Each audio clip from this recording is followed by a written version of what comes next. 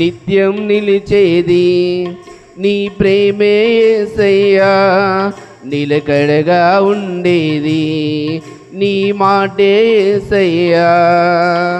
రారయ్యా నీకంటే లోకములో గనుడవరేసయ్యా, నీ ఎవరు సాటే రారయ్యా,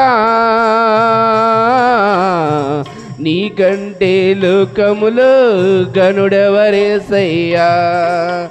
నిత్యం నిలిచేది నీ ప్రేమే యేసయ్యా, నిలకడగా ఉండేది నీ మాటే యేసయ్యా. ఈ లోక స్నేహాలన్నీ వ్యర్థమయ్యా. మట్టి పురుగుగా ఉన్న మమ్ములను తండ్రి ప్రభా మరి నిలవబెట్టి మమ్మల్ని నడిపిస్తున్న దేవా నీకు వందనాలయ్యా. ఎన్నిక లేని జనాంగంగా ఉంటున్న మమ్ములను తండ్రి ప్రభా నీ సన్నిధికి చేర్చి మమ్మల్ని నిలబెట్టిన దేవా నీకు వందనాలు. మరి ఎటువంటి యోగ్యత లేని మా కుటుంబాలను ఇటు రీతిగా నిలబెట్టిన దేవా నీకు ఏమిచ్చినా మేము రుణం తీర్చలేం తండ్రి. మరి నిత్యం నిలిచేది ఆయన ప్రేమ, నిత్యం నిలిచేది ఆయన స్నేహం. మట్టి పురుగులైన మమ్మలను దావీదు యొక్క జీవితంలో ఇండివిజువల్గా ఆయన అనుభవించినటువంటి కన్నీరు, ఆయన అనుభవించినట్టు విలాపం, సో వాటన్నిటిని గూర్చి దీనిలో రాయటం జరిగింది. సో అందుకనే దీన్ని ఏమన్నారంటే ఇండివిజువల్ లెమెంట్ సామ్ అని అన్నారు. సో దావీదు తీవ్రమైనటువంటి శ్రమల్లో ఈ కీర్తన రాయటం మనం చూస్తాం. అంత మాత్రమే కాదు, దావీదు రాసినటువంటి ఈ కన్నీటిలో రాసినటువంటి ఈ కీర్తన పరిశుద్ధాత్మదేవుడు ఈ ప్రవచన కీర్తనగా మార్చటం మనం చూస్తాం. సో ఇది మనము శిలువ ధ్యానాల్లో మనము ధ్యానిస్తాం, గుడ్ ఫ్రైడే దినాల్లో మనం ధ్యానిస్తాం, ప్రభు బల్ల ఆరాధనలో కూడా ఈ వాక్యాన్ని చెప్తూ ఉంటారు. ఈ వాక్యాన్ని ఆదిమ సంఘంలో ఎలా చూసేవారంటే యేసుక్రీస్తే మెస్సయ్య అని చెప్పటానికి ఈ కీర్తనను వాడడం జరిగింది. అంత మాత్రమే కాదు, యూదుల యొక్క చరిత్రకారులు ఈ కీర్తనను ఎలా చూసేవారంటే నీతిమంతుడు పడేటువంటి బాధగా ఈ కీర్తనను చూసేవారు. ఒక నీతిమంతుడు పడేటువంటి బాధగా ఈ కీర్తనను వారు చూసి చదివేవారు. యేసుక్రీస్తే మెస్సయ్య అని చెప్పటానికి ఈ కీర్తనను ఈ మొదటి వచనమును వాడడం జరిగింది. సో ఇక్కడ మనం 22వ కీర్తనలో మనం చూస్తాం, మొదటి నుండి 21 వచనాల వరకు ఉన్నటువంటి బాధ, విలాపం, శత్రువుల మధ్య ఉన్నటువంటి ప్రార్థన మనకు కనిపిస్తుంది. సో 22 నుండి 31 వచనాల వరకు మనకేం కనిపిస్తుంది అంటే రక్షణ, స్తుతి, విజయంతో కూడినటువంటి ప్రకటన మనకు కనిపిస్తుంది. మనం 22వ కీర్తనకు వచ్చాం కాబట్టి మొదటిగా ఇంట్రడక్షన్గా మీకు వివరిస్తూ ఉన్నాను. సో అంత మాత్రమే కాదు, ఈ విలాపము విశ్వాసముగా మారి విశ్వాసం ఏమైందంటే స్తుతిగా మారుతుంది. ఈ కీర్తన యొక్క లైన్ అంతా మనం చూస్తే, సాహిత్యం అంతా మనం చూస్తే ఏమవుతుంది? విలాపం విశ్వాసంగా మారి విశ్వాసం స్తుతిగా మారుతుంది. సో ఈ కీర్తన విమోచన యొక్క స్థానంలో, ప్రథమ స్థానంలో ఉంది. ఈ కీర్తన ఈ విమోచన రంగంలో ఉన్నటువంటి విధానంలో చరిత్రలో ఒక ప్రథమ స్థానంలో ఉంది. ఎలాగంటే దావీదు బాధపడుతున్న రాజు, మెస్సయ్య బాధపడిన రాజు, మరి సంఘం ఏం చేయాలి? బాధల మధ్యలో నివసించే ప్రజలుగా ఉండాలి అనే ఒక కీర్తన భావాన్ని కూడా ఈ కీర్తన మనకి ఇస్తూ ఉంది. దేవా నా దేవా నీవు నన్నేల విడనాడితివి, నా ఆత్మతోని వెనుక నీవేళ దూరముగా ఉన్నావు. నాకు ఈ మొదటి చరణంలో 3 విషయాలు మనకు కనిపిస్తాయి. మొదటిది నా దేవా నా దేవా, ఏలి ఏలి. తర్వాత ఏమొస్తుంది? లామా సబక్త, రైట్. సో ఏలి ఏలి, నా దేవా నా దేవా. రెండవది ఎందుకు, లామా అంటే ఎందుకు. సో నా ఆత్మధ్వని నీ వేళ చూడు, నన్ను రక్షింపక నా ఆర్తధ్వని వినక నీ వేల దూరముగా ఉన్నావు అంటే విడిచిపెట్టడం. సబక్ అనే మాటను రాయబడింది, సబక్త. సో మనం ఇక్కడ జాగ్రత్తగా గమనించినట్లయితే ఇక్కడ 2 విషయాలు తెలియచేస్తున్నాడు. మనము మొదటిగా నా దేవా నా నేల, నీవు నా నేల విడనాడితివి అనే మాటను మనం ఈరోజు ధ్యానిస్తాం. తర్వాత రేపటి దినాన మిగతా మాటలు మనం ధ్యానిస్తాం. సో ముందుగా మనం చూస్తే కనుక ఈ విశ్వాసం యొక్క అభివృద్ధి మనకు కనిపిస్తుంది. ఏంటి విశ్వాసం యొక్క అభివృద్ధి అంటే, నా దేవా అనే మాటలో 2 సార్లు వాడడం జరిగింది. అంటే అర్థం ఏంటంటే, ఆయన యొక్క బాధలో దేవుని యొక్క కవనెంట్ అంటే దేవుని యొక్క నిబంధనను, దేవుని యొక్క సంబంధాన్ని తెంచుకోవట్లేదు. నా దేవా అంటే కన్నీటిలో నా దేవా అని ఎలా పిలుస్తున్నాడు?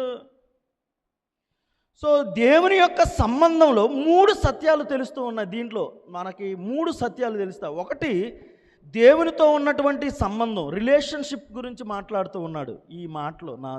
దేవుని మీద ఆధారపడటం రెండవ సత్యం. దేవుని మీద ఆధారపడడం అంటే సహాయం కొరకు ఆయన వైపు చూడడం. సో నా దేవా అంటే అర్థం ఏంటి? నాకు సహాయం చేయని. సో రెండవది, దేవుని మీద ఆధారపడటం మనము ఈ మాటలో మనకి కనిపిస్తా ఉంది. మూడవది ఏం కనిపిస్తుందంటే విశ్వాసం. సమాధానం రాకపోయినా విశ్వాసంతో పిలవటం మనం చూస్తాం. 3 విషయాలు మనకు కనిపిస్తాయి.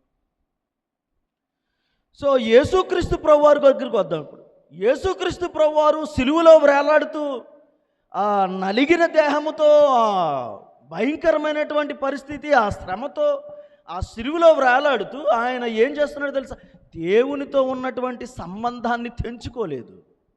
ఏమంటున్నాడంటే నా దేవా అని మాట్లాడు. యేసుక్రీస్తు ప్రభువారి దగ్గరికి వచ్చేసరికి ఈ ప్రవచనము అక్కడ నెరవేరటం. దావీదులో అనుభవించినటువంటి శ్రమ యేసుక్రీస్తు ప్రభువారి దగ్గరికి వచ్చేసి ప్రవచనముగా మాట్లాడుతూ ఉన్నాడు.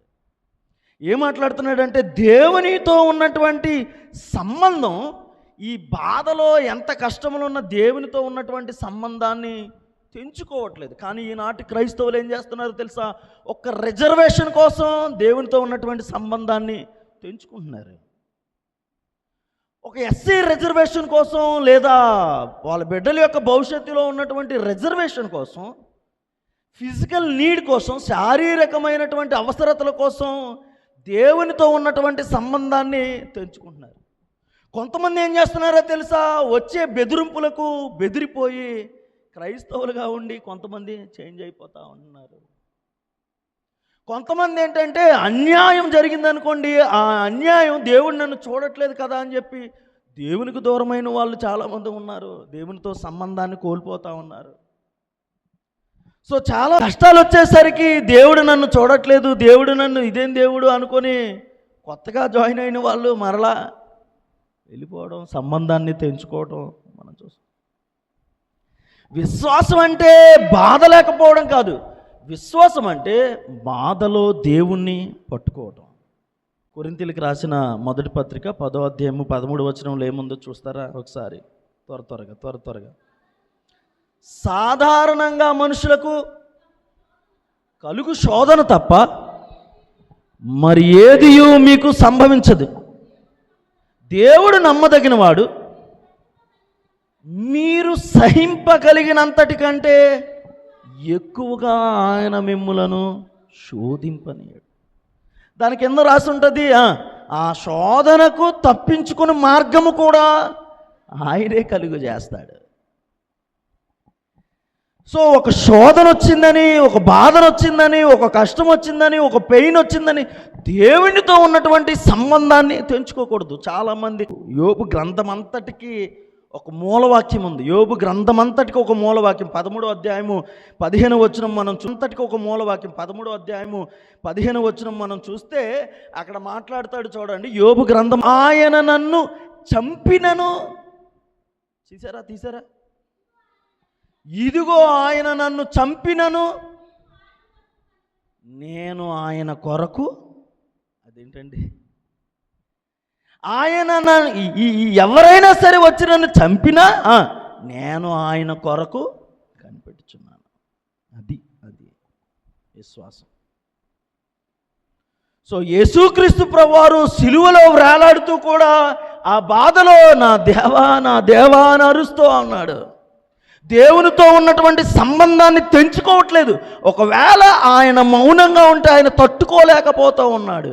దేవునితో సంబంధాన్ని తెంచుకోకు పాపం ద్వారా. దేవునితో ఉన్నటువంటి సంబంధాన్ని మనము తెంచుకోవడానికి వీల్లేదు మనకు వచ్చిన కష్టం ద్వారా. దేవునితో రిలేషన్షిప్ మెయింటైన్ చేయాలి. ఒక చిన్న చిన్న సమస్యలకి విడిపోవటానికి వీల్లేదు అనే విషయాన్ని తెలియచేస్తూ ఉన్నాను.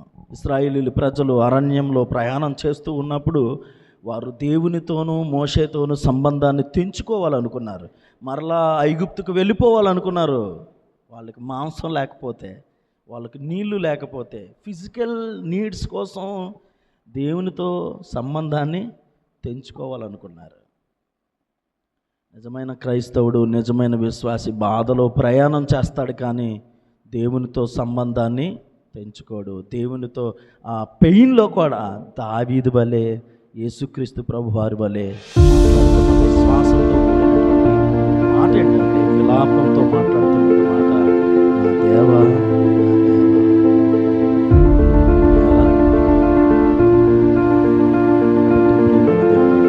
ఎన్ని కష్టాలు వచ్చినా, ఎన్ని బాధలు వచ్చినా దేవునితో సంబంధాన్ని తెంచుకోవడానికి వీల్లేదు. ఎంత పాపం మనల్ని ఆకట్టుకోవాలని ఆశపడిన దేవునితో ఉన్నటువంటి సంబంధాన్ని మనం తెంచుకోవడానికి, దేవునితో సంబంధాన్ని కలిగి, దేవుని మీద ఆధారపడి, దేవునితో విశ్వాసం కలిగి జీవించాలని మాటలు తెలియజేస్తూ పరిశుద్ధాత్మ దేవుడు మనకు ప్రార్థన చేద్దాం. దేవుని ప్రేమయు, తన కుమారుడైన యేసుక్రీస్తు ప్రభువారి యొక్క కృపయు, పరిశుద్ధాత్మ యొక్క అన్యోన్య సహవాసం, ఆయన సన్నిధి, ఆయన సమాధానం ఉదయకాలపు ఆరాధనలో పాల్పొంపులు పొందిన బిడ్డలకు